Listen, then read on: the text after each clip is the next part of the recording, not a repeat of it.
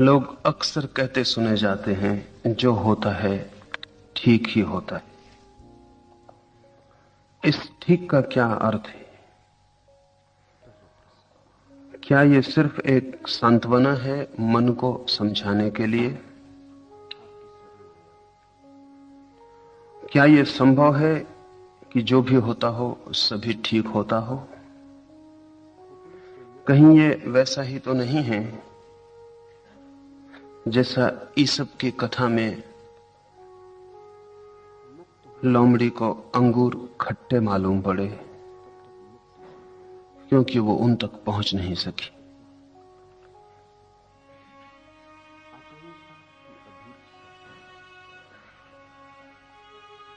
श्रेष्ठतम नियम भी निकृष्टतम उपयोग में लाए जा सकते हैं।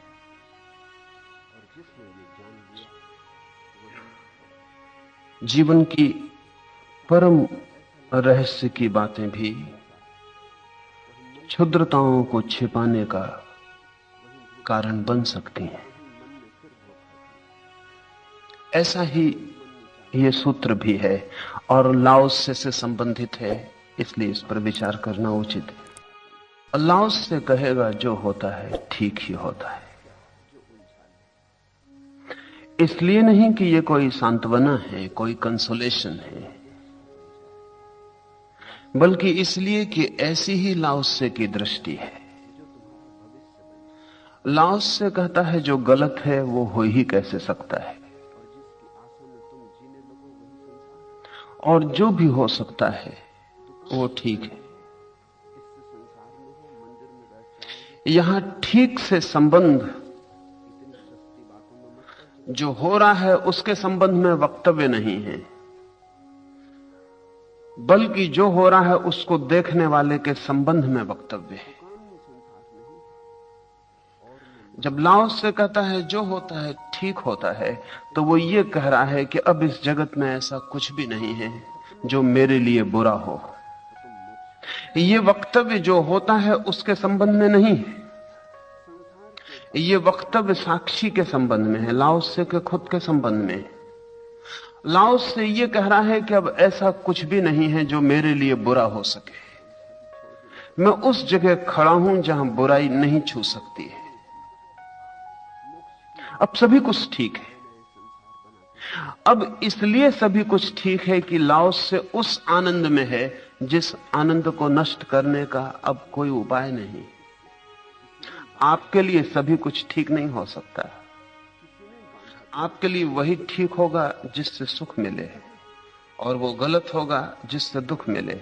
जब तक आपको दुख मिल सकता है तब तक सभी कुछ ठीक नहीं हो सकता। जब तक आप दुखी हो सकते हैं तब तक सभी कैसे ठीक होगा। छोटा बच्चा आपका पैदा हो प्यारा और मर जाए, कैसे कह सकेंगे कि ठीक हुआ? जिसे प्रेम करते हो और वो न मिल सके, कैसे कह सकेंगे कि ठीक हुआ? जीवन भर जो आप समझते हैं अच्छा है करते रहें और परिणाम बुरे हों, कैसे कह सकेंगे कि ठीक हुआ? नहीं कह सकेंगे, क्योंकि आपका सुख कारण निर्भर है। तो जिन कारणों से सुख सध जाता है वे ठीक हैं, और जिन कारणों से नहीं सधता वे ठीक नहीं है।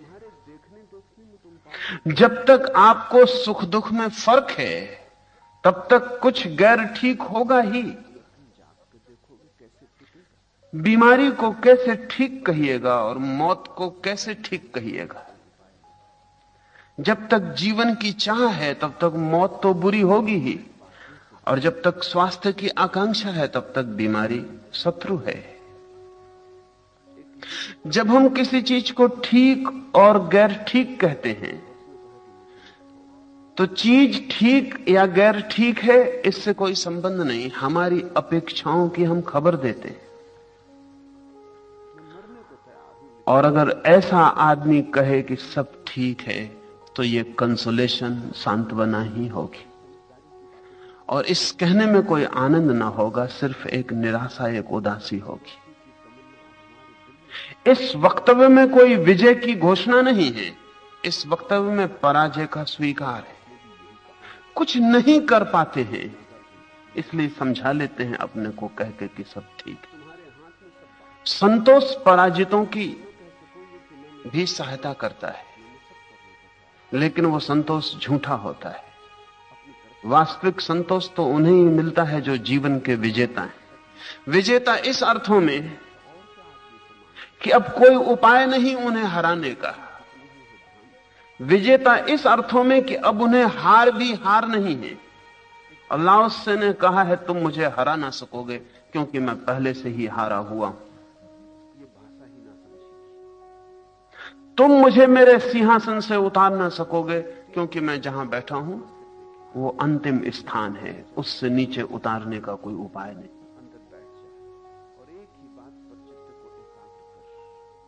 तुम मुझे दुख न दे सकोगे क्योंकि मैंने सुख की आकांक्षा को ही विसर्जित कर दिया है।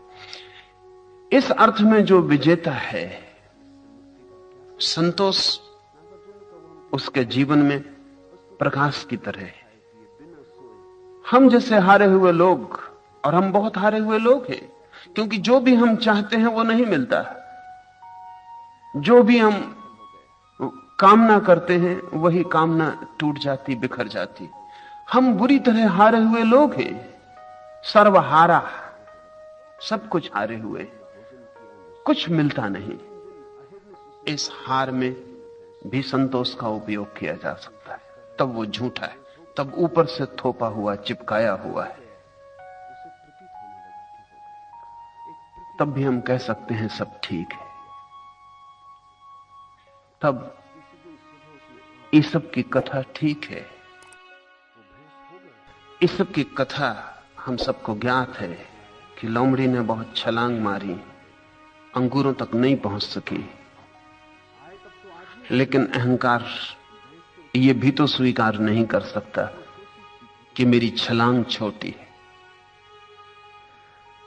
अहंकार यही कहेगा कि अंगूर खट्टे, लेकिन यह कहानी अधूरी। ये सब दोबारा आए तो कहानी को पूरा करे। मैं कहानी को पूरा कर देता हूं। जब इस लोमड़ी ने ईसब की कहानी पढ़ी, उसने तत्काल एक जिम्नेशियम में जाके व्यायाम करना शुरू कर दिया। छलांग लगानी सीखी, दवाएं ली, ताकत के लिए विटामिन लिए, और लोमड़ी इतनी ताकतवर हो गई कि वापस गई उसी वृक्ष के नीचे, और पहले ही छलांग में अंगूर का झुक्का उसके हाथ में आ गया। लेकिन जब उसने चखा तो अंगूर सच में ही खट्टे थे।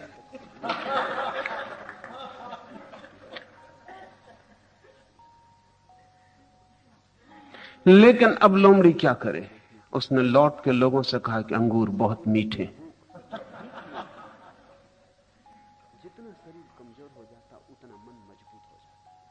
अहंकार है तो कहीं से भी भर लेगा।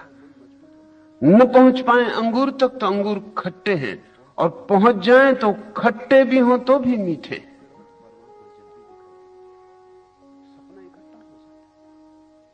एक बात ध्यान रख लेनी जरूरी है,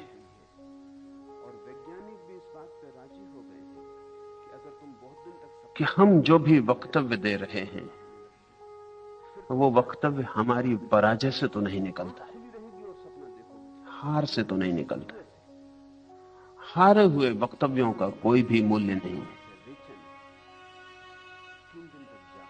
अल्लाह से आपको यह नहीं सिखा रहा है कि आप थोप लें संतोष। लाओस से यह कह रहा है कि संतोष जीवन के साथ संगीत का संबंध है, पराजय का नहीं, दुश्मनी का नहीं, मैत्री का संबंध है। लाओस से यह कह रहा है कि जो भी होता है